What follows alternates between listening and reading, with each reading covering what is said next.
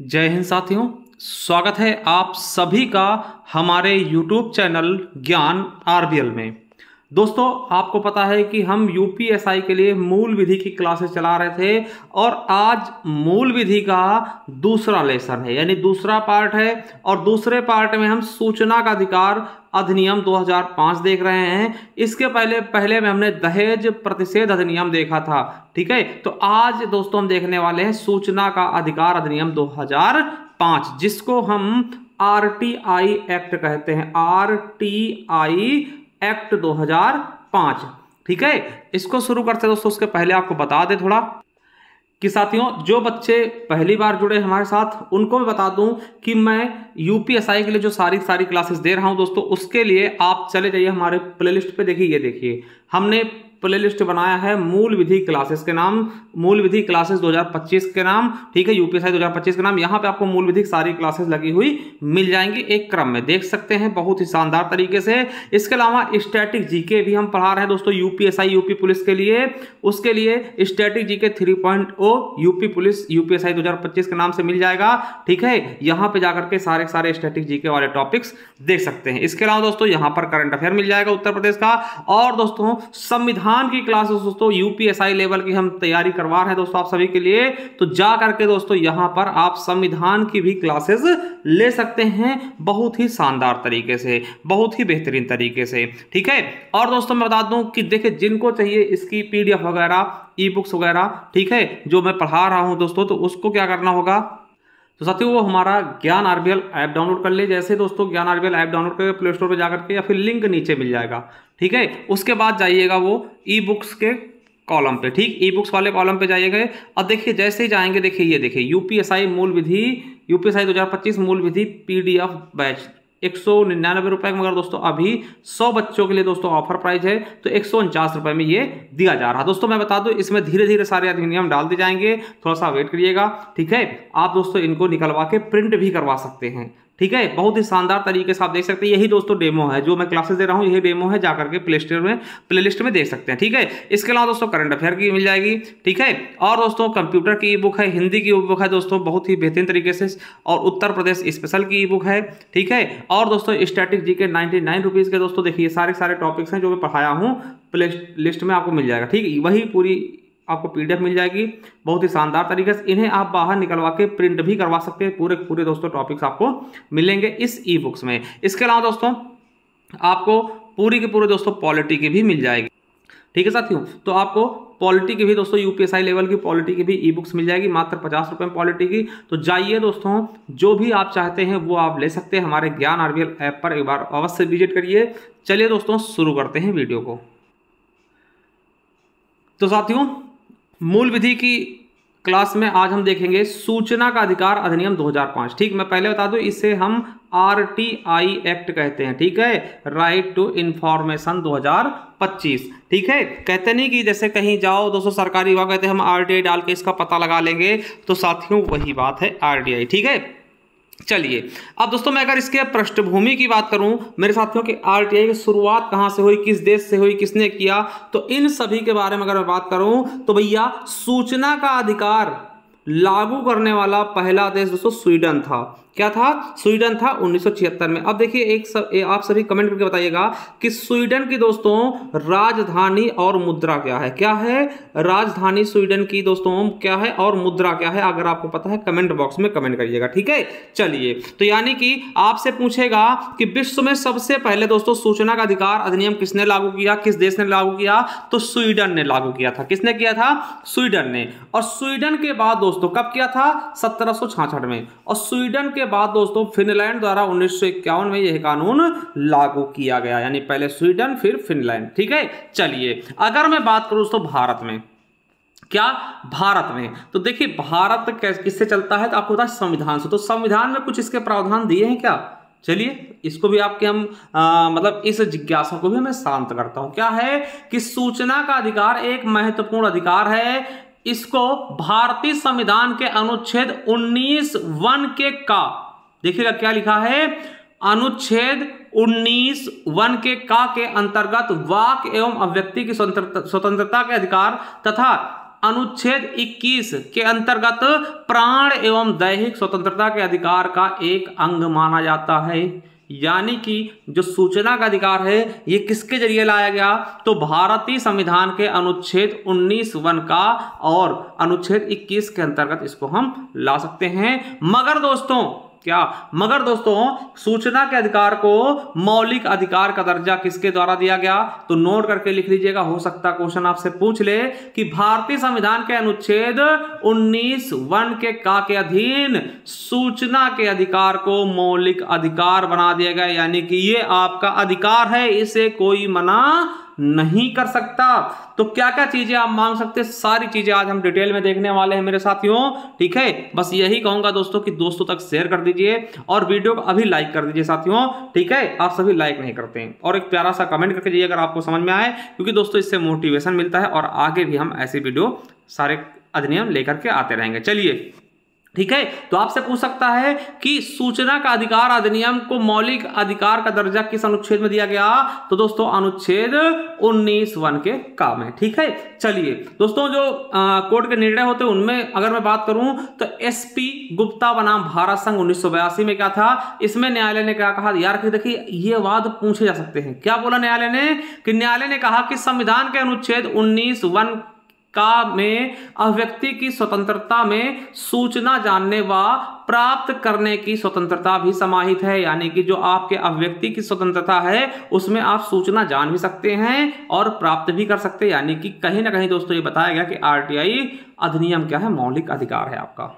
ठीक है, दूसरा दोस्तों जो आया था, जो चला दोस्तों बाद People's Union for Civil Liberties बनाम भारत संघ 2004 में, इसमें क्या कहा गया दोस्तों, कि सर्वोच्च न्यायालय ने यह कहा कि सूचना का अधिकार अनुच्छेद 19(1) का में वाक एवं अभिव्यक्ति की स्वतंत्रता के अंतर्गत एक मौलिक अधिकार है। ठीक है, यानी इसमें कहा गया कि ये भैया एक मौलिक अधिकार। आपसे पूछ सकता है किस वाद के जरिए कहा गया कि स्वतंत्रता का अधिकार, आरटीआई जो है वो मौलिक अधिकार है दोस्तों। तो किसके वाद द्वारा कहा गया, तो People's Union for Civil Liberties बनाम भारत संघ में। ठीक है, चलिए अब दोस्तों आपके समझ में एक चीज आनी चाहिए कि भारत में सर्वप्रथम अटल बिहारी वाजपेयी की सरकार के समय सूचना व स्वतंत्रता का अधिकार अधिनियम लाया गया था 2002 में। ठीक है, समझिएगा, यानी कि अगर इससे संबंधित कोई चीज लाया गया तो सबसे पहले अटल बिहारी वाजपेयी के समय लाया गया सूचना व स्वतंत्रता का अधिकार, स्वतंत्रता का अधिनियम दोस्तों 2002 लाया गया था। ठीक है, चलिए अब दोस्तों इसके बारे में शुरुआत कहां से होती है, स्वतंत्र जो है सूचना का अधिकार है इसकी शुरुआत कहां से की जाती है दोस्तों, तो एक मजदूर संगठन होता है, मजदूर किसान शक्ति संगठन। इस संगठन की शुरुआत दोस्तों 1 मई 1990 को अरुणा राय व निखिल डे के द्वारा की जाती है। और याद रखेंगे इसी संगठन के द्वारा 6 अप्रैल 1996 को व्यावर गांव, ठीक है, अलवर जिले राजस्थान में सूचना के अधिकार के लिए आंदोलन शुरू किया जाता है। कहीं ना कहीं दोस्तों इन्हीं के द्वारा ये आंदोलन शुरू की जाती है, जिससे ये बहुत तेजी से उभरता है। ठीक है, अब देखिए सूचना का अधिकार जो अधिनियम है इसका उद्देश्य क्या था, इसको लाने का उद्देश्य क्या था, तो क्या था कि लोक प्राधिकारी के कार्यालयों के कार्यों में पारदर्शिता तथा उत्तरदायित्व यानी कि जवाबदेही को बनाए रखना। आपसे पूछ सकता है कि आरटीआई लाने का मुख्य उद्देश्य क्या है, पारदर्शिता और उत्तरदायित्व। मतलब कि दोस्तों सरकारी काम या फिर दोस्तों सरकारी कोई भी चीजें हैं तो उनमें काम क्या हो रहा है, इसकी पारदर्शिता लाने के लिए पैसा जो आया वो कितना खर्च हुआ है, इसकी पारदर्शिता, जवाबदेही, ये सरकारी कर्मचारियों की जवाबदेही होती है दोस्तों, उसको बनाए रखने तथा उन निकायों से जो लोक प्राधिकारी के नियंत्रण के अधीन हैं नागरिकों को सूचना का अधिकार प्रदान करता। दोस्तों यूपीएससी 2011 में पूछा गया। मूल उद्देश्य क्या होता दोस्तों, मूल उद्देश्य क्या है आरटीआई एक्ट का, पारदर्शिता एवं जवाबदेही। ये आपके यूपीएससी 2017 में भी पूछा गया है। चलिए दोस्तों अगर मैं बात करूं राज्यों में, तो राज्यों में सबसे पहले ऐसा कोई कानून देखने को मिला, बिल्कुल कहां, तो तमिलनाडु भारत का पहला राज्य था जिसे 1997 में तमिलनाडु सूचना का अधिकार कानून का प्रयोग किया। समझिएगा बहुत इंपॉर्टेंट है। अगर कोई मैं राज्य की बात करूं तो तमिलनाडु है। तमिलनाडु भारत का पहला राज्य था जिसने 1997 में तमिलनाडु सूचना का अधिकार कानून का उपयोग किया, जिसे 4 मई 1997 को राज्यपाल की सहमति प्राप्त हुई और अगले दिन ही सूचित किया गया। ठीक है, यानी 4 मई 1997 को ये लागू किया था। ठीक है, उसके बाद मेरे दोस्तों तमिलनाडु के बाद गोवा लागू करता है सूचना का अधिकार। क्या? गोवा सूचना का अधिकार अधिनियम 1997 तमिलनाडु के बाद भारत में सूचना का अधिकार कानून पारित करने वाला दूसरा राज्य बना था, जहां 31 जुलाई 1997 को पारित किया गया था। मतलब ये दोस्तों राज्य स्तर पे लेके आएगा गए कानून थे, मगर जो केंद्र स्तर पे लाया गया सूचना का अधिकार वो दोस्तों 2005 में लाया गया और ये पूरे भारत में लागू है। चलिए मेरे दोस्तों, मेरे प्यारे साथियों, आपका सपोर्ट, चैनल को सब्सक्राइब कर लीजिए। चलिए देखते हैं सूचना का अधिकार अधिनियम 2005। अब यहां से दोस्तों शुरू करते हैं। अध्याय कितने हैं इसमें? टोटल 6। आपसे पूछेगा कि सूचना के अधिकार में दोस्तों कितने अध्याय हैं? 6। धाराएं कितनी हैं? 31। अनुसूची कितनी है? 2। दोस्तों ये क्वेश्चन देखिए यूपीएससी 2021 में पूछा गया कि सूचना के अधिकार अधिनियम 2005 में कुल कितनी अनुसूचियां हैं? दोस्तों 2 अनुसूचियां हैं। ठीक है, चलिए टोटल धारा देखते दोस्तों कितने हैं? 31 धाराएं हैं। ठीक है, चलिए पहला धारा देखते दोस्तों। पहले धारा देखिए, हमने बताया पहला और दूसरा, पहला धारा और दूसरा धारा दोस्तों हर एक अधिनियम का सेम होता है, याद रखिएगा। पहले धारा का संक्षिप्त नाम क्या है? सूचना का अधिकार अधिनियम 2005। विस्तार कहाँ है? पूरे भारत में दोस्तों। ठीक है, और प्रारंभ कब हुआ? ठीक है, ये चीजें दोस्तों 3 चीजें होती हैं। ठीक है, चलिए दोस्तों आपको बता दें कि दोस्तों देखिए याद रखिएगा, पहले धारा क्या है? संक्षिप्त नाम, विस्तार और प्रारंभ। हर एक अधिनियम में दोस्तों यही होता है। संक्षिप्त नाम क्या है? सूचना का अधिकार अधिनियम 2005। विस्तार कहाँ है? दोस्तों पूरे भारत में, संपूर्ण भारत में है। आपको पता पहले दोस्तों जम्मू कश्मीर में नहीं था, मगर दोस्तों 31 अक्टूबर 2019 से जम्मू कश्मीर में लागू होगा। दोस्तों 2014 में पूछा गया है। लागू कब हुआ दोस्तों? तो 12 अक्टूबर 2005 को यूपी पुलिस में पूछा गया है। याद रखिएगा, आरटीआई एक्ट 2005 कब लागू हुआ? 12 अक्टूबर 2005 को। राष्ट्रपति की स्वीकृति कब मिली? 15 जून 2005 को। ठीक है, देखिए पहले राष्ट्रपति स्वीकृत करते हैं, फिर दोस्तों लागू किया जाता है। ठीक है, नोट करके लिख लीजिएगा दोस्तों, बहुत इंपॉर्टेंट है कि इस अधिनियम को 15 जून 2005 को राष्ट्रपति एपीजे अब्दुल कलाम जी द्वारा दोस्तों मंजूरी दी जाती है। उस समय दोस्तों ये हमारा सौभाग्य है कि हम अब्दुल कलाम जी को राष्ट्रपति के समय देखा है दोस्तों। ठीक है, मिसाइल मैन ऑफ इंडिया दोस्तों भारत की महान विभूतियों में से एक हमारे प्रिय डॉक्टर एपीजे अब्दुल कलाम जी के दस्तखत दोस्तों मौजूद हैं आपके आरटीआई एक्ट में। ठीक, इन्हीं के द्वारा इसको मंजूरी दी गई है। ठीक है, चलिए सूचना का अधिकार अधिनियम 2005 भारत के राजपत्र के में 31 जून 2005 को प्रकाशित किया गया था दोस्तों कि हाँ सूचना का अधिकार अधिनियम ये लागू हुआ है। सॉरी 21 जून को। ठीक है, चलिए तो पहले अधिनियम में दोस्तों क्या होता है? केवल परिभाषा होती है और विस्तार होता है और लागू डेट। ठीक है, चलिए दूसरे अधिनियम की बात करते हैं तो यहाँ परिभाषाएं होती हैं। ठीक है, और परिभाषाएं दोस्तों बहुत ज्यादा नहीं, जो थोड़ा सा इंपॉर्टेंट उनके बारे में हम जानते हैं। पहली परिभाषा क्या? सूचना क्या होती है? तो सूचना आरटीआई एक्ट के तहत सूचना क्या है? किसी भी इलेक्ट्रॉनिक रूप में रखी गई डेटा सामग्री। ठीक है, कोई भी दोस्तों इलेक्ट्रॉनिक रूप में, जैसे आपको पता है कि नेट से आपका निकाल के, ठीक है, नेट पे डली हुई है, या फिर दोस्तों आपको पता कंप्यूटर में आपने पेन ड्राइव में ले रखी कोई सूचना। ठीक है, तो उसकी बात कर रहा है डेटा सामग्री। दस्तावेज, ज्ञापना, ईमेल, प्रेस विज्ञप्ति, परिपत्र, आदेश, लॉगबुक, संविदा, रिपोर्ट, कागज पत्र, नमूना मॉडल। ठीक है, ये सब क्या है? सूचना के अंतर्गत आते हैं। यूपीएससी पूछा गया। देखिए यहां से क्वेश्चन कैसे बनेगा कि आरटीआई अधिनियम एक्ट के तहत सूचना निम्नलिखित में से कौन सी नहीं है? तो दोस्तों इनमें से कोई 3 दे देगा और एक कोई और उठा के देगा, इसलिए इनको आपको याद रखना। दस्तावेज भी है, ज्ञापना भी है, ईमेल भी है, प्रेस विज्ञप्ति भी है, परिपत्र भी है, आदेश है, लॉगबुक है, संविदा है, रिपोर्ट है, कागज पत्र है, और ये सभी क्या है दोस्तों? कहीं ना कहीं क्या है? सूचना है। ठीक है, लोक प्राधिकारी दोस्तों, लोक प्राधिकारी कौन होते हैं दोस्तों? जो आपको सूचना देंगे। ठीक है, जिनसे आप सूचना मांग सकते हैं। तो इनके अंतर्गत क्या आएंगे? ये 2H में कहा गया है संविधान द्वारा या उनके अधीन, जैसे चुनाव आयोग हो गया, यूपीएससी हो गया। ठीक है, जो भी मतलब संविधान द्वारा बनाए गए कोई भी संस्था है। ठीक है, चुनाव आयोग है, यूपीएससी हो गया। ठीक है, ये सभी संसद द्वारा बनाई गई कोई चीज, ठीक है, या राज्य विधानमंडल द्वारा बनाई गई कोई चीज, या फिर भारत सरकार द्वारा जारी की गई अधिसूचना या ऑर्डर द्वारा स्थापित कोई चीज हो और सरकारी स्वामित्व या फिर वित्तीय मदद उसको मिल रही हो उस संस्था को। तो आप सभी समझ गए होंगे दोस्तों लोक प्राधिकारी कौन होते हैं, तो ये सभी संस्थाएं, ठीक है। चलिए, तो यार ठीक है, जो कोई संसद द्वारा कोई चीज़ बनाई गई है दोस्तों, ठीक है, यानी कि संसद द्वारा बनाई गई किसी अन्य विधि द्वारा, ठीक है, और संविधान द्वारा, जैसे कि आपको पता यूपीएससी वगैरह हो गया, इन सब संस्थाएं है ना, या राज्य विधानमंडल द्वारा बनाई गई किसी अन्य विधि द्वारा बनाएगा है ना, या फिर समुचित सरकार द्वारा, ठीक है, कोई अधिसूचना दे करके, आदेश दे करके स्थापित कोई प्राधिकारी या निकाय या स्वायत्त सरकारी संस्था, सभी चीज़ें, ठीक है।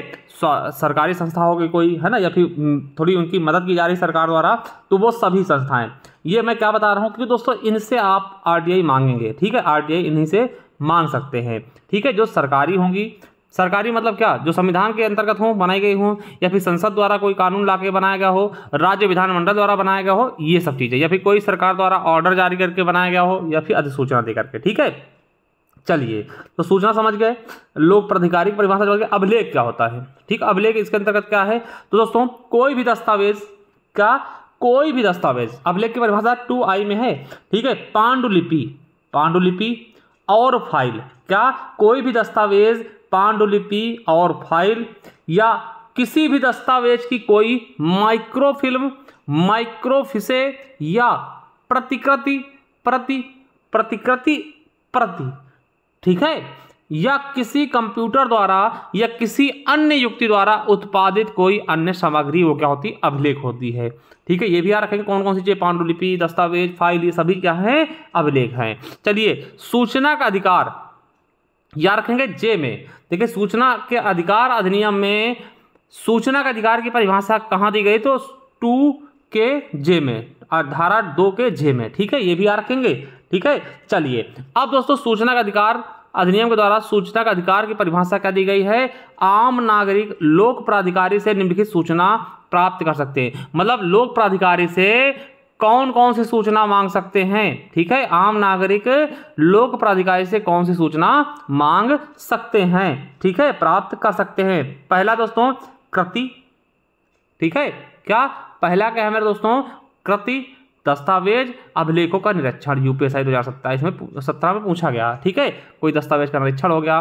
ठीक है, अभिलेखों का निरीक्षण हो गया, दस्तावेज हो गया, कृति हो गई, ये सारी चीजें आप मांग सकते हैं, ठीक है। दस्तावेजों या अभिलेखों के टिप्पण, उद्धरण व प्रमाणित प्रतिलिपियां, जो प्रमाणित की हुई प्रतिलिपियां वो मांग सकते हैं। सामग्री के प्रमाणित नमूने लेना, इसके अलावा Diskit, floppy, tape, video cassette के रूप में या किसी अन्य इलेक्ट्रॉनिक रीति में या प्रिंट आउट के माध्यम से सूचना को, जहां ऐसी सूचना किसी कंप्यूटर या किसी अन्य युक्ति में भंडारित है। मान लिया दोस्तों कोई ऐसी वीडियो चाहिए आपको, ठीक है, जो उनके पास है, तो वो भी आपको मिलेगी, ठीक है, समझ गए। चलिए, अब दोस्तों देखिए धारा 2 में क्या है, परिभाषा है। देखिए आपसे पूछेगा कोई भी चीजें कि मान लिया कि पूछ ले आपसे कि अभिलेख की परिभाषा किस धारा में, कहीं भी अगर परिभाषा पूछे तो साथियों वो अधिकतर करके दोस्तों आपकी कहाँ होती है, 2 में, ठीक है, धारा 2 में, किसी भी अधिनियम में। चलिए, धारा 3 क्या कहता है, सूचना का अधिकार, मतलब सूचना का अधिकार, धारा 3 में क्या है, सूचना का अधिकार। इसका मतलब क्या है कि सूचना का अधिकार दोस्तों किस किस को मिलेगा, ठीक है। धारा 3 में क्या कहा गया है दोस्तों, सूचना का अधिकार। तो धारा 3 में क्या है कि सूचना का अधिकार सभी नागरिकों का अधिकार होगा, यानी कोई भी भारत का कोई भी नागरिक सूचना का अधिकार ले सकता है। दोस्तों यूपी पुलिस 2014 में पूछा गया, आपसे पूछेगा कि सूचना का अधिकार सभी नागरिकों का अधिकार है, किस आर्टिकल में कहा गया, सॉरी किस धारा में कहा गया, तो आप धारा 3 बता दीजिएगा, ठीक है। इसमें कहा, आपसे पूछा सूचना का अधिकार सबका अधिकार है दोस्तों, ये किसमें कहा गया, तो धारा 3 में, ठीक है। चलिए, अब जो धारा 4 का कहता है कि लोक प्राधिकारियों के लिए आवश्यक निर्देश, यानी कि जो दोस्तों लोक प्राधिकारी होंगे किसी संस्था के दोस्तों मेन हेड होंगे, जो कि जिनसे आप क्या मांगेंगे, आरटीआई मांगे, तो उनके लिए कुछ आवश्यक निर्देश क्या हैं। नंबर 1 क्या कहता है कि सभी अभिलेखों को सुरक्षित रखें, जो भी आपके कंपनी में या फिर दोस्तों आपके ऑफिस में कोई भी अभिलेख है, ठीक है, उनको सुरक्षित रखना है। क्या करना है, सुरक्षित रखना है मेरे दोस्तों, ठीक है। और तथा संपूर्ण देश में नेटवर्क के माध्यम से ठीक है, नेटवर्क के माध्यम से मेरे दोस्तों इन अभिलेखों तक पहुंच को सुगम और आसान बनाए। मतलब कहने का मतलब क्या है, अपने ऑफिस के सभी अभिलेख आप क्या करिए दोस्तों, आप इंटरनेट पे डाल दीजिए, नेटवर्क पे डाल दीजिए। आपकी कोई वेबसाइट हो, आपके जैसे मान लिया दोस्तों कोई भी चीज़ है, मान लिया समाज कल्याण, दोस्तों समाज कल्याण की वेबसाइट होती है, ठीक, उस पर आप अपना पूरा डेटा खुद ही डाल दीजिए कि कितने बच्चों को स्कॉलरशिप गई है, कितने को नहीं गई, कितने कॉलेज है, कितने फॉर्म भरे गए। तो दोस्तों इनसे क्या होगा कि लोगों तक आपका डेटा खुद ही पहुंच जाएगा बहुत ही सरलता से, ठीक है। तो वही कहा गया है कि सभी अभिलेखों को सुरक्षित रखें और अपने पास अभिलेखों को सुरक्षित रखें और संपूर्ण देश में नेटवर्क के माध्यम से, ये माध्यम कर लीजिएगा, इन अभिलेखों तक पहुंच को आसान बनाइए, यानी कि इनको नेट पे डाल दीजिए जिससे लोगों को खुद ही ये चीजें दिख जाएंगी, आरटीआई मांगने उनको जरूरत ही नहीं पड़ेगी, ठीक है। दूसरा क्या कह रहा है साथियों, धारा 4 का दूसरा क्या है कि 17 प्रकार की वर्णित सूचनाओं को नियमित अंतराल पर प्रकाशित करने के लिए निरंतर प्रयास करें। टोटल 200 सूचनाएं 17 प्रकार की हैं, ठीक। अब कौन कौन सी मत पूछेगा, याद रख लीजिए, आपसे पूछ सकता है कितने प्रकार की सूचनाओं को, वर्णित सूचनाओं को नियमित अंतराल में प्रकाशित करने के लिए कहा गया, तो दोस्तों 17 प्रकार की, ठीक है। तो 17 प्रकार की वर्णित सूचनाओं को नियमित अंतराल पर प्रकाशित करने के लिए निरंतर प्रयास करें। मतलब कि दोस्तों इसके अलावा क्या कहा गया कि जो 17 प्रकार की सूचनाएं मांगी जाती हैं उनको नियमित रूप से आप प्रकाशित करते रहिए दोस्तों, और निरंतर प्रयास करिए कि उनको आप मतलब कुछ समय बाद उनको प्रकाशित करते रहें, जिससे लोगों को खुद ही वो जानकारी आपके विभाग की मिलती रहे कि क्या चल रहा है, कितना आपने बजट पेश किया, कितने आपने खर्चा किया, ठीक है।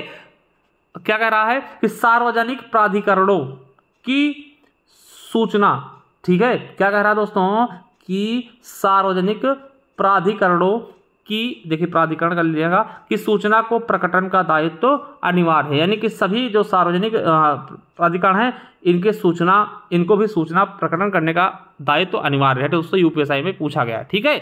तो समझ गया दोस्तों, धारा 4 समझ गया बहुत अच्छे से। चलिए अब दोस्तों देखिए, आपको हर एक चीज को बहुत अच्छे समझते हुए चलना है, ठीक है। धारा 5 इंपॉर्टेंट नहीं है। धारा 6 क्या कहता है, सूचना प्राप्त करने के लिए अनुरोध, कि आप जो सूचना प्राप्त करेंगे, आप जो सूचना प्राप्त करेंगे, किसी सूचना मांगे, किसी सरकारी ऑफिस में जाकर के सूचना मांगेंगे, आरटीआई डालेंगे, तो कैसे करेंगे। तो आपको बता दें माध्यम क्या होना चाहिए, चाहे आप लिखित रूप से दोस्तों भेजें या फिर इलेक्ट्रॉनिक माध्यम से, क्योंकि दोस्तों आपको पता अब आरटीआई भी आप ऑनलाइन मंगा सकते हैं ना, तो इलेक्ट्रॉनिक मतलब ऑनलाइन हो गया, और लिखित रूप से दोस्तों आपको पता है 10 रुपये कुछ लगता था स्टाम्प टाइप का, ठीक, उसके माध्यम से, यानी लिखित और ऑनलाइन माध्यम से दोनों तरीके से आप ले सकते हैं। भाषा क्या होनी चाहिए दोस्तों आपकी, आरटीआई मांग रही तो हिंदी हो, अंग्रेजी हो, या वहाँ की क्षेत्रीय भाषा, जिस आप जगह रह रहे हैं वहाँ की क्षेत्रीय भाषा, उसमें आप मांग सकते हैं।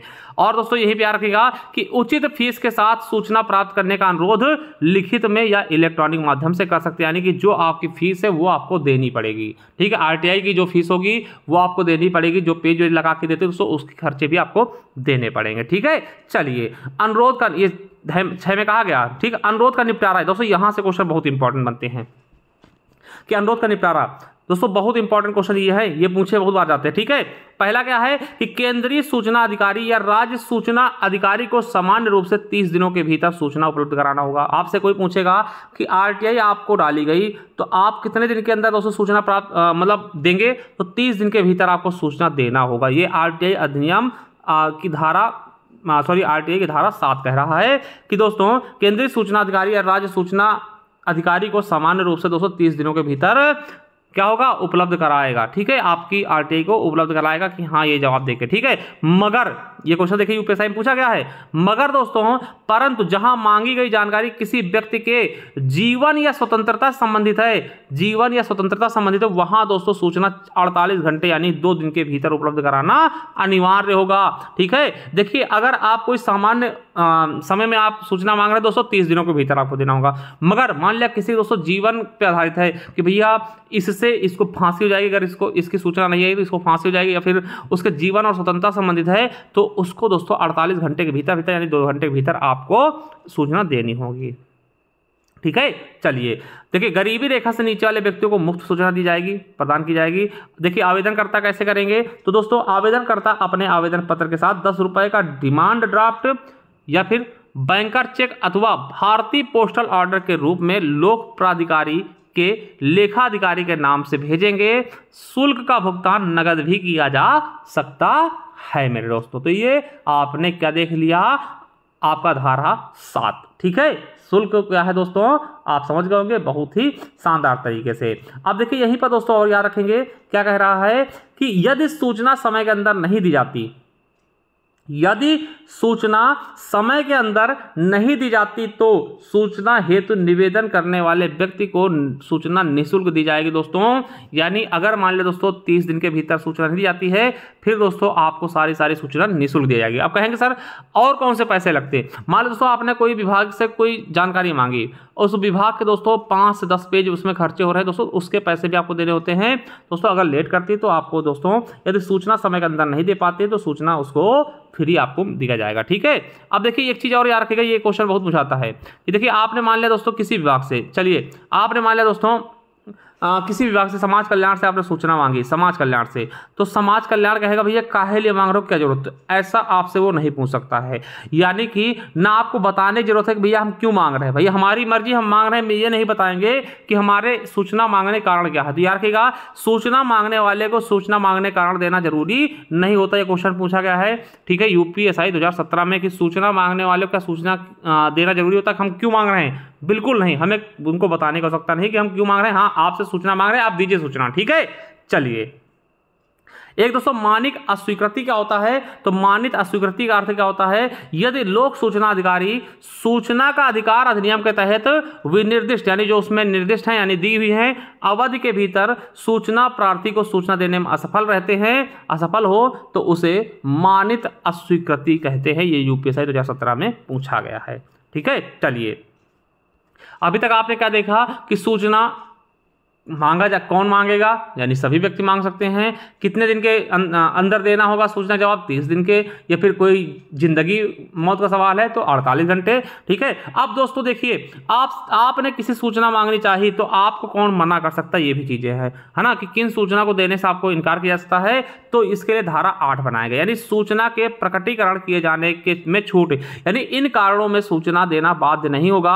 आप सूचना अगर मांग रहे हैं दोस्तों, हमें लगता है हमें क्या मतलब जो विभाग है उनको लगता है कि इन चीजों को उल्लंघन होगा तो आपको सूचना देने से मना कर देगा, फिर आप कुछ नहीं कर सकते। ठीक है, यानी आपका अधिकार तो है आरटीआई, मगर इन चीजों में, इन कंडीशनों में दोस्तों आपको सूचना नहीं दी जाएगी। कब? जब उसको लगता है कि उस सूचना से भारत की संप्रभुता, अखंडता पर प्रतिकूल प्रभाव पड़ेगा।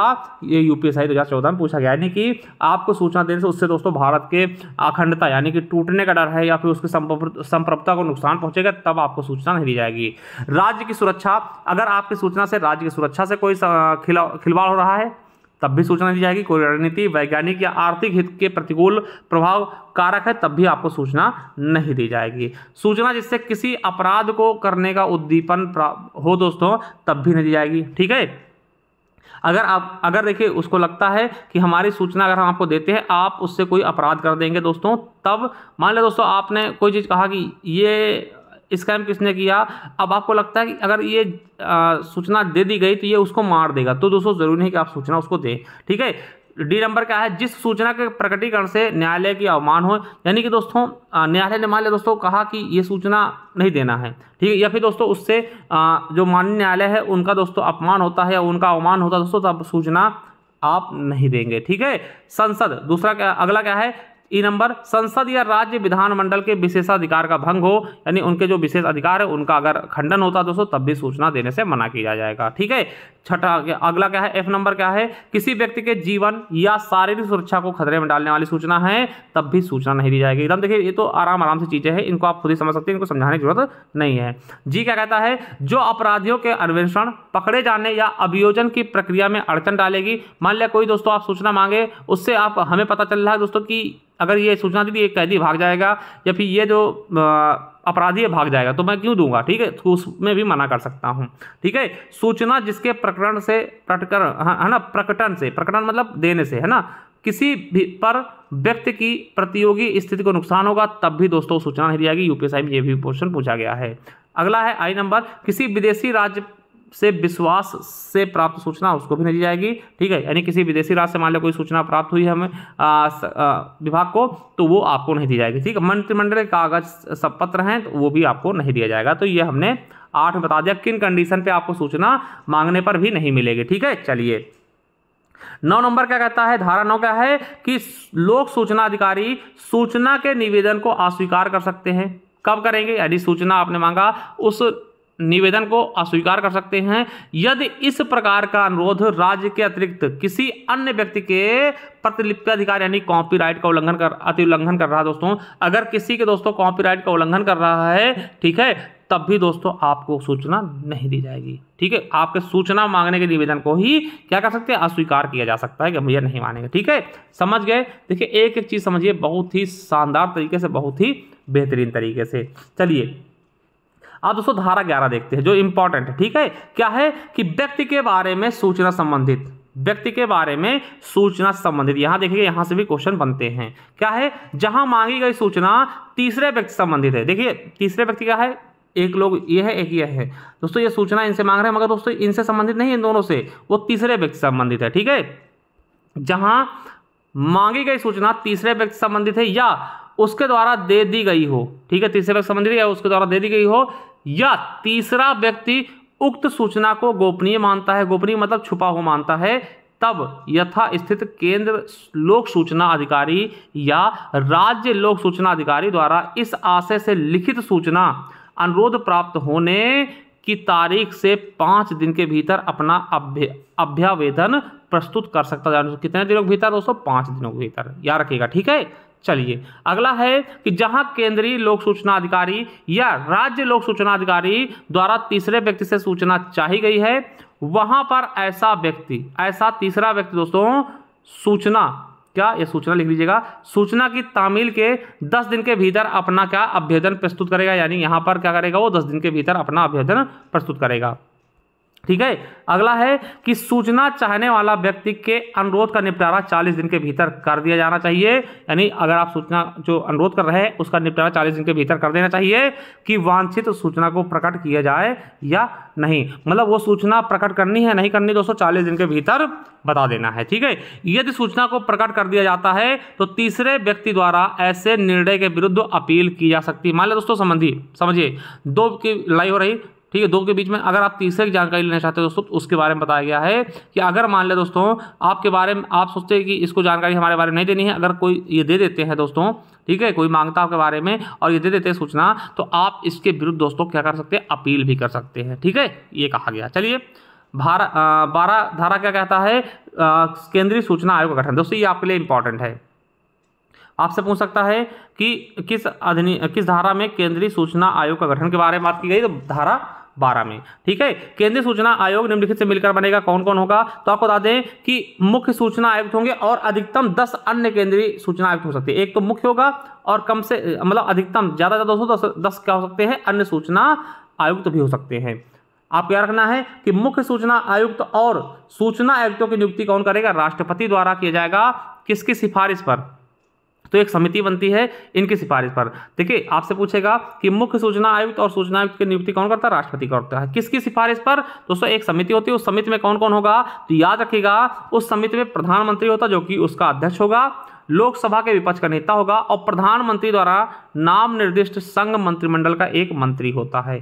ठीक है, याद रखेंगे। ठीक है, यानी कि जिससे दोस्तों राष्ट्रपति दोस्तों जो केंद्रीय सूचना आयोग के मतलब कि केंद्रीय सूचना आयुक्त की नियुक्ति करता है या फिर सूचना आयुक्तों की नियुक्ति करता है, वो राष्ट्रपति करता है। किनके सिफारिश पर, दोस्तों ये मंत्रिमंडल होती है समिति बनती है 3 लोगों की, जिसमें प्रधानमंत्री होते हैं जो कि अध्यक्ष होते हैं और लोकसभा का विपक्ष होता है और प्रधानमंत्री द्वारा नामित कोई मंत्री होता है। ठीक है, चलिए यही पे याद रखेंगे कि केंद्रीय सूचना आयोग के कार्यों का साधारण अधीक्षण, निर्देशन और प्रबंधन मुख्य सूचना आयुक्त में निहित होती है दोस्तों। यानी केंद्रीय सूचना आयोग के कार्यों का जो साधारण अधीक्षण और निर्देशन किस और प्रबंधन इसका किसके अंतर्गत होता है दोस्तों, निहित होता है, तो मुख्य सूचना आयुक्त के अंतर्गत। आपको बता दें कि यहीं पे याद रखिएगा, ये इंपॉर्टेंट है आपके लिए कि केंद्रीय सूचना आयोग का मुख्यालय दिल्ली में होगा और केंद्रीय सूचना आयोग केंद्रीय सरकार के पूर्व अनुमोदन से भारत के अन्य स्थानों पर भी दोस्तों कार्यालय स्थापित कर सकते हैं। यानी कि ये तो कहा गया कि सूचना आयोग का मुख्यालय दिल्ली में होगा मगर और भी जगह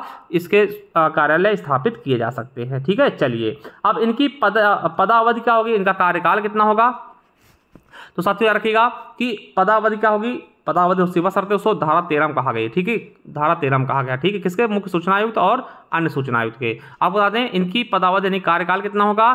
5 वर्ष या 65 वर्ष जो पहले पूर्ण हो।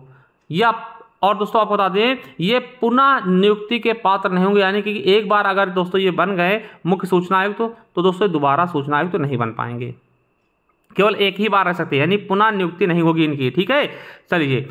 मुख्य सूचना आयुक्त या अन्य सूचना आयुक्त अपना पद ग्रहण करने से पूर्व राष्ट्रपति या उनके द्वारा नियुक्त किसी व्यक्ति के समक्ष शपथ या प्रतिज्ञा लेंगे। यानी आपसे पूछ सकता है कि मुख्य सूचना आयुक्त को शपथ कौन दिलाएगा? तो राष्ट्रपति जी दिलाएंगे या फिर उनके द्वारा नियुक्त किया गया कोई व्यक्ति दिलाएगा। ठीक है, ये चीज़ याद रखेंगे। और दोस्तों यहीं पे याद रख लेना कि आरटीआई संशोधन अधिनियम 2019 द्वारा मुख्य सूचना आयुक्त और सूचना आयुक्त के कार्यकाल की अवधि दोस्तों 5 वर्ष के स्थान पर वह अवधि कर दी गई जो केंद्र सरकार अवधारित करेगा। यानी कि ऐसे 5 साल थी पहले, 5 वर्ष या 65 वर्ष, अब कहा गया कि जो केंद्र सरकार अवधारित करेगी वो होगी। ठीक है, ये संशोधन में कहा गया। और दोस्तों ये लोग मतलब कि आप बता दें जो मुख्य सूचना आयुक्त है ये त्यागपत्र किसको देगा? राष्ट्रपति महोदय को देगा। ये यूपीएसआई 2021 से पूछा गया। इनका वेतन क्या होता है दोस्तों? इनका जो मुख्य सूचना आयुक्त है इनका वेतन क्या होगा? तो मुख्य सूचना आयुक्त का वेतन मुख्य निर्वाचन आयुक्त, ये रखिएगा बहुत इंपॉर्टेंट है, तथा अन्य निर्वाचन आयुक्त के वेतन निर्वाचन आयुक्त के समान होते। देखिए मुख्य सूचना आयुक्त का वेतन क्या होगा? मुख्य निर्वाचन आयुक्त के बराबर होगा, और अन्य सूचना आयुक्त के वेतन क्या होगा? जो निर्वाचन आयुक्त होते हैं उनके बराबर होगा। ठीक है, यानी कि मुख्य सूचना आयुक्त का वेतन किसके बराबर होगा? मुख्य निर्वाचन आयुक्त के बराबर। ठीक है, यहाँ पर दोस्तों बात की गई है आरटीआई संशोधन 2019 में क्या कहा गया? द्वारा मुख्य सूचना आयुक्त और सूचना आयुक्त के वेतन तथा भत्ते वे होंगे जो केंद्र सरकार अवधारित करेगा। ठीक है, चलिए। अब धारा 14 का कहता है कि सूचना आयुक्त या मुख्य सूचना आयुक्त का हटाया जाना। कैसे हटाए जाएंगे दोस्तों? सूचना आयुक्त हो या फिर मुख्य सूचना आयुक्त हो, कौन हटाएगा? राष्ट्रपति हटाएंगे। किस पर? तो दोस्तों राष्ट्रपति के आदेश पर कदाचार या फिर असमर्थता के आधार पर, यानी उन पे कदाचार या फिर असमर्थता का दोस्तों को लगेगा ब्लेम, तभी इन्हें राष्ट्रपति द्वारा हटाया जाएगा। ठीक है, राष्ट्रपति आदेश देगा। ठीक है, आपको पता होना चाहिए। और दोस्तों अन्य सूचना आयुक्त को कैसे हटाएंगे दोस्तों? आपको बता दें कि जैसे कह देगा वो दिवालिया हो चुका है या फिर ऐसे अपराध के लिए दोषसिद्धि ठहराएगा और जिससे दोस्तों राष्ट्रपति की राय में नैतिक अधमता मतलब लगे उसको। ठीक है, या फिर इस तरह से दोस्तों कई चीज़ें हों, यानी कि उसे दोस्तों किसके आधार पे? कदाचार और असमर्थता के आधार पर ही हटाया जा सकता है। ठीक है, समझ गए बहुत अच्छे से। तो अभी दोस्तों हमने क्या देखा कि देखिए आपको हमने बताया कि दोस्तों आर्टिकल 12 में क्या है? केंद्रीय सूचना आयोग का गठन है, और 13 में इनके पदावधि है, और 14 में दोस्तों इनको हटाया जाना है। अब 15 में दोस्तों राज्य सूचना आयोग है। ठीक है, तो चलिए धारा 15 देखते हैं। धारा 15 में क्या कहा गया है? राज्य सूचना आयोग का गठन। देखिए राज्य सूचना आयोग किनसे मिलकर बनेगा? तो कितने लोग होंगे इसमें? तो आपको बता दें एक होगा राज्य मुख्य सूचना आयुक्त, और अधिकतम 10 राज्य सूचना आयुक्त हो सकते हैं, जैसे कि केंद्रीय सूचना आयुक्त में हमने देखा था। ठीक है, और इनकी नियुक्ति कौन करेगा दोस्तों? राज्य मुख्य सूचना आयुक्त और राज्य सूचना आयुक्तों की नियुक्ति राज्यपाल द्वारा दोस्तों बनी समिति द्वारा किया जाएगा। यानी राज्यपाल की सिफारिश पर, मतलब राज्यपाल करेगा, मगर किसकी सिफारिश पर? समितियों की सिफारिश पर। उस समिति में कौन कौन होगा? तो मुख्यमंत्री जी होंगे जो कि अध्यक्ष होंगे इस समिति के, विधानसभा के विपक्ष के नेता होंगे, और मुख्यमंत्री द्वारा नाम निर्देशित किए जाने वाला मंत्रिमंडल कोई सदस्य होगा। ठीक है, और इनकी पदावधि क्या होगी? 16 बताई गई है राज्य के, है ना दोस्तों? राज्य सूचना मुख्य सूचना आयुक्त को दोस्तों इनकी पदावधि क्या होगी? दोस्तों पदावधि क्या होगी? 5 वर्ष या 65 वर्ष जो पहले पूर्ण हो, और ये पुनः निर्वाचित होने के पात्र नहीं होंगे, यानी दोबारा नहीं बन पाएंगे। ठीक है, और आरटीआई संशोधन में क्या कहा गया 2019 में कि दोस्तों इनकी जो कार्यकाल की अवधि होगी वह अवधि केंद्र सरकार निर्धारित करेगा, और दोस्तों इनके जो वेतन भत्ते होंगे वो भी कहा गया केंद्र सरकार निर्धारित करेगा। ठीक है, चलिए धारा 17 का कहता है कि राज्य मुख्य सूचना आयुक्त, क्या राज्य मुख्य सूचना आयुक्त या राज्य सूचना आयुक्त को कैसे हटाया जाएगा उसके बारे में बात किया गया। तो कैसे हटाया जाएगा दोस्तों? राज्यपाल के आदेश पर कदाचार या असमर्थता के आधार पर इनको हटाया जा सकता है। जैसे उनको राष्ट्रपति के द्वारा, इनको राज्यपाल के द्वारा, कदाचार व असमर्थता के आधार पर। चलिए 18 नंबर का कहता है सूचना आयोग की शक्तियां और कृत्य। कौन कौन से इनकी शक्तियां हैं और कौन कौन से इनके कृत्य होंगे, कर्म होंगे। ठीक है, 18 में बताया गया है मेरे दोस्तों। तो कौन कौन से दोस्तों हैं याद रखिएगा। क्या है कि यूपीएसआई 2017 में पूछा गया, ये क्या है? केंद्रीय या राज्य सूचना आयोग का कर्तव्य है कि किसी ऐसे व्यक्ति से शिकायत प्राप्त करें और उसकी जांच करें। किन से दोस्तों शिकायत प्राप्त करनी और जांच करना है? ए नंबर, जिससे इस अधिनियम के अधीन इनकार किए जाने के कारण अनुरोध की गई सूचना तक पहुंच नहीं हो सकी है। यानी कि मान लो दोस्तों किसी विभाग के द्वारा, ठीक है, सूचना मांगी गई, किसी विभाग से सूचना मांगी गई, उसने दोस्तों मतलब इनकार कर दे देने से, तो उसकी दोस्तों राज्य सूचना, आपके अगर राज्य सूचना आयुक्त है आपके राज्यों में, तो वो दोस्तों इस पर संज्ञान लेगी और वो इनकार किए जाने के कारण अनुरोध की गई सूचना तक पहुंच नहीं प्राप्त हुई दोस्तों, इसको क्या करेगा, इस शिकायत को सुनेगा। ठीक है, यानी जैसे मान लिया कि आपने किसी ऑफिस से दोस्तों आरटीआई डाला, मांगा, उसने नहीं दिया, तो आप दोस्तों यहाँ शिकायत करेंगे ना, फिर राज्य सूचना आयोग को, अब तो ये देखेगी। ठीक है, तो जैसे उसको नहीं मिला तो उसको दोस्तों ये सूचना तक पहुंच प्राप्त नहीं हुई, उसकी सूचना ये जांच करेगा। ठीक है, चलिए अगला है, जिसे विनिर्दिष्ट समय सीमा के भीतर सूचना के लिए या सूचना तक पहुंच के लिए अनुरोध का उत्तर सही नहीं दिया गया, यानी आपने उत्तर मतलब अनुरोध किया दोस्तों, आपको सही डेटा नहीं दिया गया या सही उत्तर नहीं दिया गया, उसके लिए। ठीक है, तीसरा, जिससे ऐसी फीस की रकम का संदाय करने की अपेक्षा की गई जो वह अनुचित समझे, मतलब आपसे बहुत ज़्यादा पैसे मांग ले, जबकि आपको लगता है कि दोस्तों इतने पैसे थोड़ी होंगे, कितने पेज मान लिया लगे हैं दोस्तों, उसके लिए भी यहाँ पर दोस्तों सुनवाई की जाएगी। ठीक है, चलिए अगला है, जो यह विश्वास करता है कि उसे अपूर्ण, भ्रम में डाली गई या मिथ्या जानकारी दी गई। मान लिया आपने किसी विभाग से दोस्तों सूचना मांगी थी, उस दोस्तों आपको अपूर्ण दे दी, पूरी नहीं थी, या फिर भ्रम में डालने वाले आप खुद ही चकरा गए। ठीक है, या फिर झूठी दोस्तों दे दी सूचना, तो उसके लिए आप यहाँ पे आएंगे। ठीक है, चलिए आपको बता दें, केंद्रीय सूचना आयोग या राज्य सूचना आयोग को धारा 18 के अधीन निम्नलिखित मामलों में जांच करते समय सिविल न्यायालय की शक्तियां भी प्राप्त होती है। अगर इसकी जांच करते समय वो सिविल न्यायालय की शक्तियों के बराबर दोस्तों काम करेगा। ठीक है, चलिए क्या कर सकता है, तो नंबर 1 दोस्तों मतलब क्या सिविल न्यायालय के अधीन क्या कर सकता है, नंबर 1 समन करना, समन दे देगा उसको।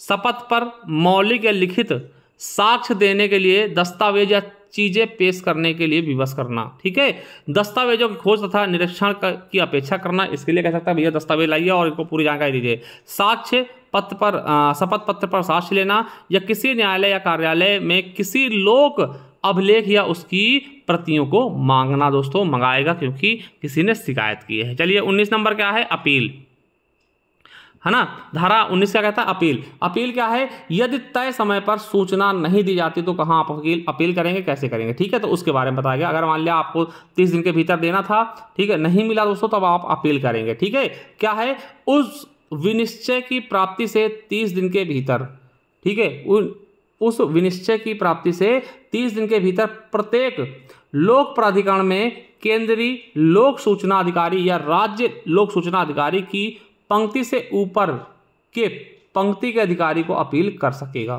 ठीक है, यानी इनके जो पंक्ति हैं दोस्तों, राज्य सूचना अधिकारी और लोक सूचना अधिकारी की पंक्ति में जो सबसे ऊपर के अधिकारी हैं, टॉप लेवल के अधिकारी, उनको अपील कर सकेगा। ठीक है, चलिए विनिश्चय क्या, विनिश्चय के विरुद्ध दूसरी अपील, देखिए पहले 30 दिन के भीतर पहली होगी और दूसरी कब होगी, विनिश्चय के विरुद्ध दूसरी अपील 90 दिन के भीतर केंद्रीय या राज्य सूचना आयोग को की जाएगी। पर्याप्त कारण होने पर केंद्रीय या राज्य सूचना आयोग 90 दिन के पश्चात भी अपील ग्रहण कर सकता है। मान लिया दोस्तों आपने दूसरी अपील करने में थोड़ा समय लगा दी, अगर पर्याप्त कारण है दोस्तों 90 दिनों के बाद भी दोस्तों आपसे यह अपील ग्रहण कर ली जाएगी। ठीक है, प्रथम अपील का निपटारा अपील दायर करने की 45 दिनों के भीतर इनको करना होगा। ठीक है, ये आपका धारा 20 कहता है। चलिए 19 कहता है। सस्ती क्या है दोस्तों, दंड। दंड क्या मिलेगा, तो आपको बता दें, यदि लोक सूचना आयोग अधिकारी ने युक्ति युक्त कारण के बिना सूचना के आवेदन को लेने से इनकार कर दिया, या जानबूझकर गलत, अपूर्ण या भ्रामक सूचना दिया, या सूचना को नष्ट कर दिया, या किसी प्रकार की बाधा पहुंचाई है, तब जब तक आवेदन ग्रहण नहीं किया जाता है या सूचना प्रदान नहीं की जाएगी, तब तक दोस्तों प्रतिदिन के हिसाब से 200-250 रुपये मिलेंगे, और कुल अधिकतम दोस्तों 25,000 रुपये से अधिक नहीं होगा। यानी कि ये दोस्तों दंड मिलेगा। यानी कि अगर मान लिया आपने कहीं सूचना मांगी, तो उसने क्या किया, बिना सूचना के आवेदन को लेने की इनकार कर दिया, उसने कहा नहीं आवेदन नहीं लेंगे हम, या फिर दोस्तों जानबूझ के गलत जानकारी दे दी, आपको अपूर्ण जानकारी दे दी, भ्रामक जानकारी दे दी, या सूचना को नष्ट कर दिया, भैया आपने मांगा वो सूचना वहीं फाड़ के फेंक दिया, कहा कि हमारे पास तो है नहीं। ठीक है, या फिर दोस्तों ऐसे कोई लेट करता है, तब आपको क्या होगा कि पर डे जितना लेट होगा दोस्तों, पर डे के हिसाब से 250 रुपये देगा। ठीक है, और अधिकतम मेरे दोस्तों, अधिकतम मान लिया, अधिकतम कितनी हो जाएगी, ये राशि बढ़ करके 2,500 इससे ऊपर मतलब 25,000 इससे ऊपर नहीं होगी। ठीक है, यानी मान लो दोस्तों कि 250 रुपये पर डे चल रहा और उसने दोस्तों कितने मान लो 100 दिन नहीं दिया तो उसको 25,000 हो जाएगी, है ना, 25,000 रुपये अधिकतम इसकी हो जाएगी। अब चाहे वो 125 दिन भी नहीं देगा ना तब भी उसको 25,000 ही देने पड़ेंगे। ठीक है, यानी 25,000 से ऊपर ये दंड नहीं जाएगा। ठीक है, समझ गए। चलिए 21 का कहता है सद्भावना पूर्वक की गई कार्यवाही के लिए संरक्षण। अगर आप किसी को दोस्तों सद्भावना पूर्वक काम करते हैं उसमें अगर कुछ होता है उसके लिए संरक्षण दिया गया है। 23 में क्या है, न्यायालयों की अधिकारिता का वर्जन दोस्तों। और 24 देखिए थोड़ा सा इंपॉर्टेंट काम इसलिए थोड़ा सा तेजी चलेंगे। ठीक है, 24 में क्या है, केंद्र सरकार द्वारा स्थापित आसूचना और संगठन सुरक्षा संगठनों जिन पर आरटीआई लागू नहीं होगा, यानी कि ऐसी दोस्तों संस्थाएं हैं जिन पर आरटीआई लागू नहीं होगा, यानी कि जिन पर आप सूचना नहीं मांग सकते हैं। और ऐसे संगठनों का नाम दोस्तों अनुसूची 2 में दर्ज है। यानी 24 में कहा गया कि केंद्र सरकार द्वारा कुछ स्थापित दोस्तों आसूचना और सुरक्षा संगठनें हैं जिनमें आप आरटीआई द्वारा कुछ मांग नहीं सकते हैं। ऐसे संगठनों की सूची दोस्तों अनुसूची 2 में दर्ज है। चलिए अनुसूची 2 में आपको पढ़ा देते कौन कौन सी हैं। तो यहाँ दोस्तों अनुसूची की बात आ गई तो अनुसूची देखिए प्रथम अनुसूची में क्या कहा गया है, तो मुख्य सूचना आयुक्त व अन्य आयुक्तों द्वारा पदावधि से पूरी जाने वाली शपथ के बारे में बात की गई। और दूसरे में दोस्तों ये इनसे संबंधित अगर कोई है तो को आरटीआई नहीं दी जाएगी।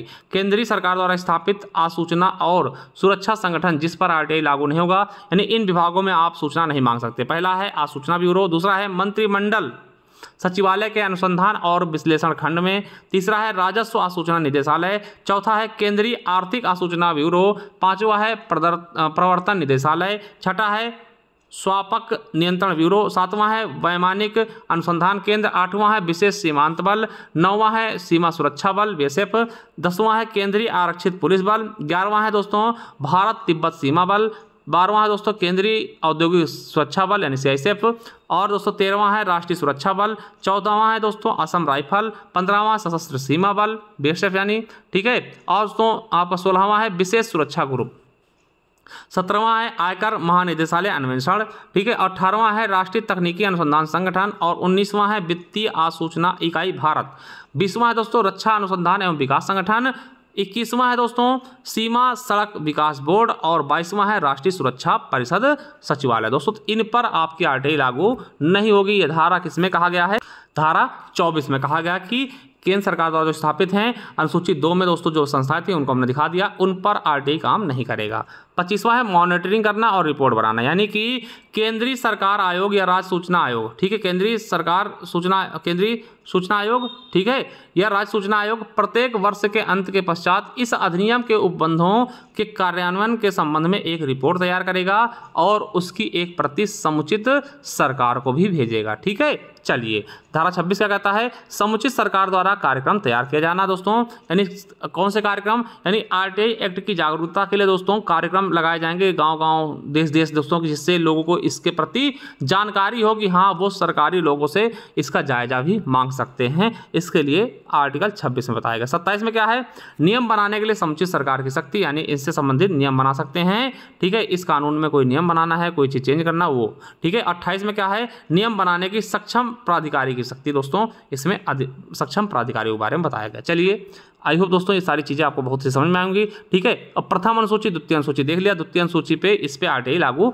नहीं होता। चलिए अब प्रीवियस ईयर क्वेश्चन देखते हैं, कुछ चीजें महत्वपूर्ण है जिनको हम देखते हैं जो क्वेश्चन पूछे भी गए हैं। जैसे महत्वपूर्ण तथ्य दोस्तों क्या है कि आरटीआई का आवेदन का कोई प्रारूप नहीं होता, यानी किस प्रारूप में आप मांगे कोई दिक्कत नहीं, आप सादा कागज लीजिए, उसमें भी आवेदन लिख करके दोस्तों जो चाहिए वो आप भेज सकते हैं, यानी कि इसका कोई प्रारूप नहीं होता आरटीआई का, और आप सादे कागज में भी आवेदन कर सकते हैं। ये क्वेश्चन आपके यूपीएससी 2017 में पूछा गया।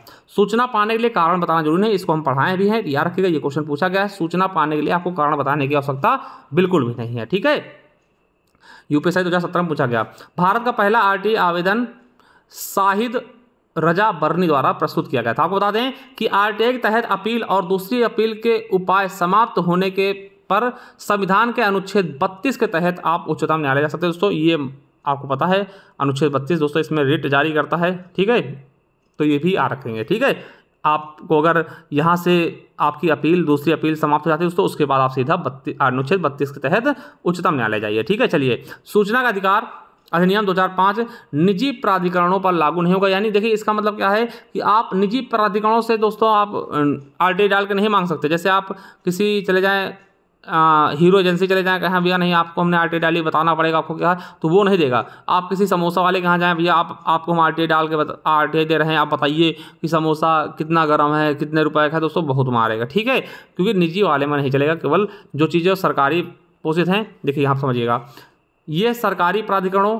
केंद्र या सरकार द्वारा वित्त पोषित हो कोई संस्था या अन्य प्राधिकरणों पर लागू होता है, यह चीज़ रखेंगे। और सूचना का अधिकार अधिनियम के प्रावधानों के तहत भारत का कोई भी नागरिक लोक प्राधिकरण से जानकारी का अनुरोध कर सकता है। यूपीएसआई में पूछा गया, मतलब भारत का कोई भी व्यक्ति, ठीक है।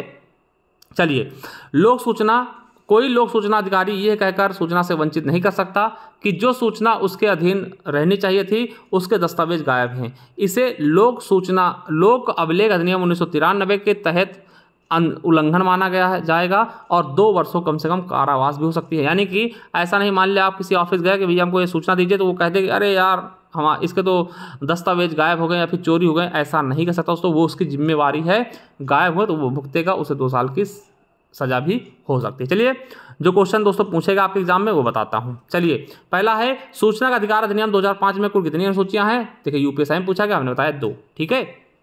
चलिए, दूसरा क्वेश्चन क्या था?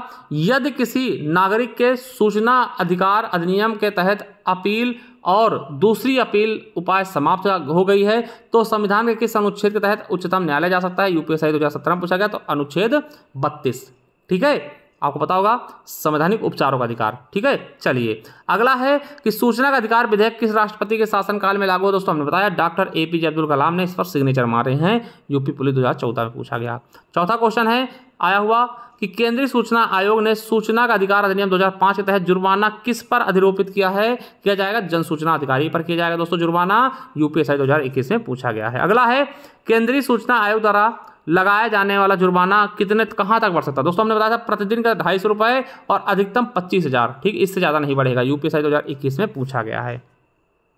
चलिए, सूचना का अधिकार अधिनियम, ठीक है, अधिनियम दोस्तों 3 बार हो गया है, के तहत किसी लोक सूचना अधिकारी से सूचना न मिलने पर कितने दिनों के भीतर एक सूचना प्रार्थी प्रथम अपीली प्राधिकरण के पास अपनी अपील दर्ज कर सकता है? 30 दिन के भीतर, ठीक है, और 90 दिन के भीतर दूसरी वाली है ना, तो ये भी याद रखेंगे। चलिए, अगला है यूपीएसआई में पूछा गया 2017 में, अगला है कि सूचना अधिकारी द्वारा बगैर समुचित कारण के आवेदन लेने अथवा सूचना न देने पर सूचना आयोग संबंधित अधिकारी पर कितने रुपए प्रतिदिन की दर से जुर्माना अधिरोपित होगा? दोस्तों ये भी यूपीएसआई 2017 में पूछा गया, कितने? 250 रुपये और आपको बता दें अधिकतम 25,000, 250 रुपये एक दिन का और अधिकतम 25,000, ऐसे क्वेश्चन पूछे जाएंगे। चलिए, अगला है कि कोई भी लोक सूचना अधिकारी सूचना प्रार्थी को यह कहकर सूचना से वंचित नहीं कर सकता कि जो सूचना उसके अधीन रहनी चाहिए थी उसके दस्तावेज गायब हैं। इसे लोक अभिलेख अधिनियम 1993 का उल्लंघन माना जाएगा। इसके लिए अधिकतम दोस्तों कितने साल की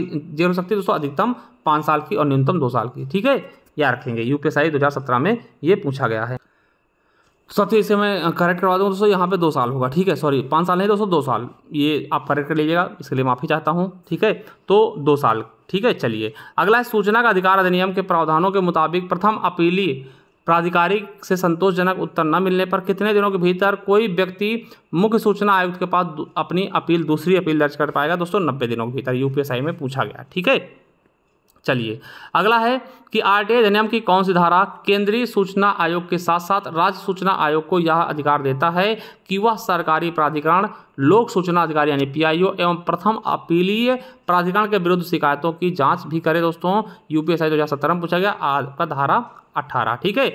आप 11 नंबर क्या है, किसके पास भारत के मुख्य केंद्रीय सूचना आयुक्त को हटाने की शक्ति होती है? दोस्तों तो राष्ट्रपति के पास, ये यूपीएसआई में पूछा गया है, ठीक है। केंद्रीय सूचना आयोग का गठन किस अधिनियम के तहत होता है? दोस्तों तो सूचना का अधिकार अधिनियम 2005 के तहत, यूपीएसआई 2021 में पूछा गया क्वेश्चन है। अगला है सूचना अधिकार अधिनियम के तहत एक प्राधिकृत निकाय के रूप में स्पेस है की स्थापना की गई थी। इसका काम उन लोगों की शिकायतों के आधार पर कार्रवाई करना जो किसी लोक सूचना अधिकारी के पास अपनी सूचना प्रार्थना जमा नहीं कर पाए। दोस्तों यूपीएसआई 2017 में पूछा गया, कौन से दोस्तों निकाय है? तो केंद्रीय सूचना आयोग, ठीक है। चलिए, अगला है स्पेस है के तहत सूचना का अधिकार अधिनियम में यह प्रावधान है कि कोई भी जानकारी जो जांच की प्रक्रिया या अपराधियों के खिलाफ मुकदमा चलाने में बाधा बनेगी का खुलासा करने की आवश्यकता नहीं दोस्तों। तो हमने बताया था कि किन कारणों से आपको आरटीआई देरी से मना कर सकते हैं दोस्तों। तो आपको धारा 8 में 1 के H में कहा गया है कि ऐसी सूचना न दी जाए जिसमें दोस्तों किसी प्रक्रिया से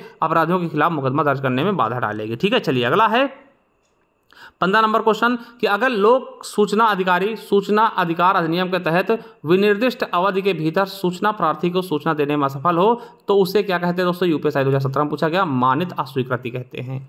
अगला है कि सूचना अधिकार अधिनियम के अंतर्गत सूचना मांगने पर कितने समय में सूचना उपलब्ध कराना आवश्यक है दोस्तों। 30 दिनों के भीतर। अगर किसी के जान से संबंधित दोस्तों 2 दिन या फिर 48 घंटे। ठीक है, चलिए अगला है सूचना का अधिकार अधिनियम की सूचना किस धारा के तहत सूचना में प्रकटीकरण में छूट की प्रदान करती है दोस्तों। ठीक है, तो धारा 8 हमने पढ़ाया है कि इसमें दोस्तों आप जानकारी ना दें। ठीक है, 18 नंबर क्या है, सूचना का अधिकार अधिनियम के अनुसार यदि मांगी गई जानकारी एक व्यक्ति के जीवन और स्वतंत्रता संबंधित है तो जन सूचना अधिकारी को कितने दिनों के भीतर दोस्तों अनिवार्य रूप से आरटीआई का जवाब देना होगा दोस्तों। यूपीएसआई 2017 में पूछा गया 2 दिन या फिर 48 घंटे, याद रखें जो भी आपके ऑप्शन में मिल जाए। चलिए अगला है सार्वजनिक प्राधिकरणों को सूचना के प्रकटन का दायित्व सूचना अधिकार अधिनियम 2005 की किस धारा के तहत है। तो धारा 4 के तहत यूपीएसआई 2021 में पूछा गया क्वेश्चन है। अगला है सूचना का अधिकार अधिनियम के प्रावधानों के तहत भारत का कोई भी नागरिक स्पेस है किससे दोस्तों अनुरोध कर सकता है, जानकारी के लिए अनुरोध कर सकता है लोक प्राधिकरण से दोस्तों। यूपीएसआई 2017 में पूछा गया। अगला है सूचना का अधिकार अधिनियम कब लागू हुआ। 2014 में पूछा गया यूपी पुलिस के, तो 12 अक्टूबर 2005 को। अब देखिए यहाँ पे क्वेश्चन पूछा गया कि निम्नलिखित में से कौन सा सूचना का अधिकार अधिनियम 2005 के तहत सूचना की परिभाषा के अंतर्गत नहीं आता। तो दोस्तों परिपत्र है, लॉग पुस्तिका है, किसी भी इलेक्ट्रॉनिक रूप से रखी गई सामग्री या फिर फाइल टिप्पण। तो दोस्तों फाइल टिप्पण नहीं, हमने इसके बारे में आपको बताया था धारा 2 में। ठीक है, जहां परिभाषाएं थी। अगला है सूचना का अधिकार प्राधिकरण अधिकार अधिनियम 2005 पर लागू नहीं होगा दोस्तों। किस पर लागू नहीं होगा, यूपीएसआई में पूछा गया। सरकारी प्राधिकरणों में बिल्कुल लागू होगा, मैंने बताया सरकारी में या सरकार किसी उपस्थिति उसमें लागू होगा। केंद्र सरकार द्वारा वित्त पोषित अन्य प्राधिकरणों में यहाँ भी लागू होगा। राज्य सरकार द्वारा वित्त पोषित अन्य प्राधिकरणों में यहाँ भी दोस्तों आपको सूचना देनी पड़ेगी। निजी प्राधिकरण नहीं दे सकते दोस्तों, निजी प्राधिकरण से आप सूचना नहीं ले सकते। चलिए अगला है सूचना 24 नंबर क्वेश्चन, सूचना का अधिकार अधिनियम 2005 के तहत सूचना का अधिकार निम्नलिखित में से शामिल है। यूपीएसआई में पूछा गया। पहला है ए नंबर क्या है, दस्तावेज और रिकॉर्ड का निरीक्षण करना। दूसरा है सामग्री के प्रमाणित नमूनों को लेने का अधिकार, बिल्कुल सही ये भी है। और तीसरा है print out, disk, video cassette आदि के रूप में जानकारी प्राप्त करने का अधिकार। दोस्तों तीनों सही हैं। ठीक है, आपका 4 नंबर से होगा ए, बी और सी। चलिए 25 नंबर क्वेश्चन क्या है कि निम्नलिखित में से कौन सी सूचना उपयुक्त लोक सूचना अधिकारी से सूचना अधिकार अधिनियम के तहत मांगी जा सकती है। यूपीएसआई में पूछा गया है। पहला है ए नंबर कि किसी भी परीक्षा संचालक निकाय जैसे GAIT गेट, ठीक है, या फिर IIM या फिर यूपीएससी। दोस्तों ये सभी सरकारी संस्थाएं हैं, ठीक है, सरकारी हैं। इत्यादि के उत्तर पत्र की प्रतिलिपियां बिल्कुल मांग सकते हैं। Passport, driving licence, ration card, Aadhaar card आवेदन की स्थिति दोस्तों बिल्कुल मांग सकते हैं, यानी दोनों, क्योंकि ये सरकारी संबंधित हैं, सरकार द्वारा फंड की गई। ठीक है, तो दोस्तों ये आपके दोनों सही, दोनों खिलाफ आप मांग सकते हैं। आरटीआई ए और बी दोनों सही, चौथा ऑप्शन बिल्कुल सही। चलिए 26 नंबर क्वेश्चन क्या है, निम्नलिखित में से कौन सा सूचना का अधिकार अधिनियम 2005 के अंतर्गत सूचना प्राप्त नहीं कर सकता दोस्तों। तो कौन नहीं कर सकता है, भारत में निगमित कंपनियां या फिर से आप सूचना प्राप्त नहीं कर सकते हैं, गैर सरकारी संगठन या फिर विदेशी। तो आपको बता दें तीनों से, चाहे विदेशी उनसे नहीं ले सकते हैं। ठीक है, ठीक है, ये नहीं कर सकते गैर सरकारी संगठन से और भारत में निगमित कंपनी से। ठीक है, चलिए आगे है सूचना का अधिकार अधिनियम के अंतर्गत सूचना प्राप्त करने की प्रक्रिया के संदर्भ में निम्नलिखित में से कौन सा वक्तव्य सही है। पहला है सूचना प्राप्त करने के लिए आवेदन का कोई निर्धारित प्रारूप नहीं है। बिल्कुल हमने बताया कि भैया सादे कागज में दे दीजिए ना, कोई निर्धारित प्रारूप नहीं है और आवेदन सादे कागज में होगा, बिल्कुल सही हमने बताया, यही सही है। और सूचना पाने के पीछे क्या कारण ये भी आपको बताने की आवश्यकता नहीं, बिल्कुल सही भैया, दोनों सही हैं। आपसे ये नहीं पूछ सकते काहे लिए सूचना मांग रहे हैं। ठीक है, चलिए अगला 28 नंबर, कौन सी जानकारी को सूचना अधिकार अधिनियम के तहत साझा नहीं किया जा सकता।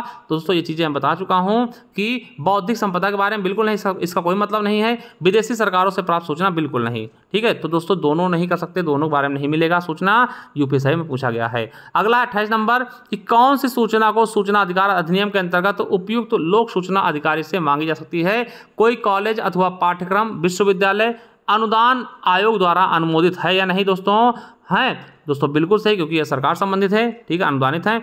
और सांसद विधायक निधि का इस्तेमाल कब कितना हुआ है, ग्राम पंचायतों के व्यय का विवरण इन पे भी मांग सकते हैं, यानी कि दोनों, क्योंकि सरकारी या फिर उनसे फंडित हैं। ठीक है, चलिए 29 नंबर क्वेश्चन क्या है, यदि कोई सूचना का अधिकार आवेदक जन सूचना अधिकारी के निर्णय से संतुष्ट नहीं है तो वह क्या कर सकता है। ए नंबर क्या है कि आवेदक द्वारा जन सूचना अधिकारी के निर्णय की प्राप्ति के तारीख 30 दिनों के भीतर पहली अपील दर्ज कर सकता है। बिल्कुल सही बात है, बिल्कुल सही, 30 दिन के भीतर पहली अपील और 90 दिन के भीतर दूसरी अपील।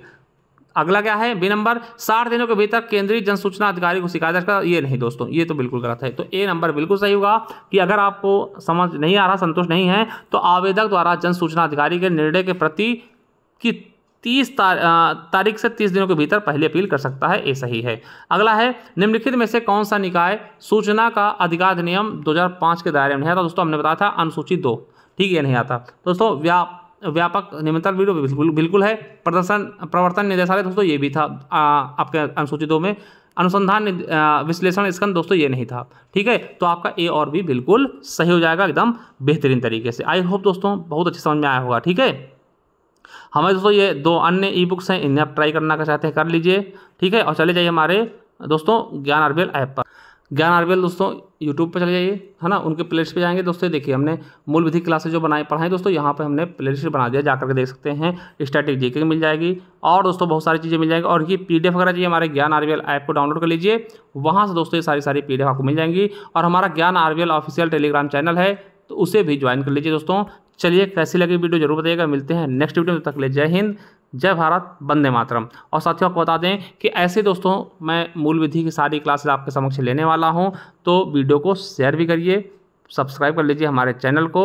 मिलते हैं किसी नेक्स्ट वीडियो में, तब तक ले जय हिंद, जय भारत, वंदे मातरम। Love you.